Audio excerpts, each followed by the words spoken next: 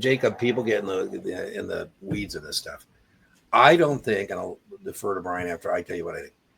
I don't think it really is a testable distinction. It's just why you are not registering.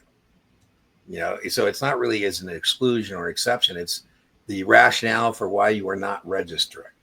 And so I think people spend way too much time on trying to make a distinction between, is this person excluded or are they an exception? P.S. And I think, Brian, it's because of test prep vendors they do this. Absolutely. Where they just torment people on that. So I don't think it's best practice. I would just know, here's the way I think of it. If, who has to register? If not, why not? What I mean by that is, what is the safe harbor we're using? What exclusion, what exemption? But mostly it's about registering, not how to get out of registering. It's mainly like, how do we register? Qualification, coordination. Why do BDs register? They have a retail client or an office. Your thoughts on exclusion versus exception? Yeah, we've encountered this question the last couple of weeks now. Yeah. And I don't think Dean or I typically use either of those two words, with one exception, excuse the pun.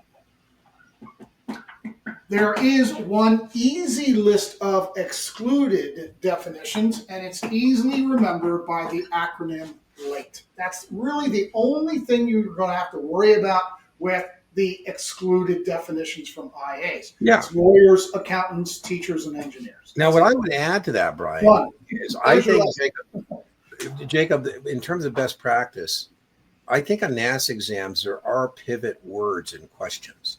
And Brian just put up, I wish we had more memory aids like that. But then the other word we're looking for is the investment advice they're giving is incidental. That's right. Right. So there's words like incidental, clerical. So when you're reading a question, you really kind of, it's a reading test, RTFQ, read the full question, RTFA, read the full answer set. So that would be my answer to best practice. Make sure you're clear what the question's asking, what answers are being offered to you. And then Brian's point, and this, I think we practice this the same way, Brian. It's not exclusion or exemptions. It's just, Jacob, if somebody's not registering, you've got to be able to tell me why, right? So, for example, if you're telling me that the investment advisor isn't registering with the state, and then you should be prepared to answer a question because they have 100 million or more in assets under management, for example, right? So if they're not registering as a state-covered advisor, the why? Well, they're de minimis, whatever the case may be.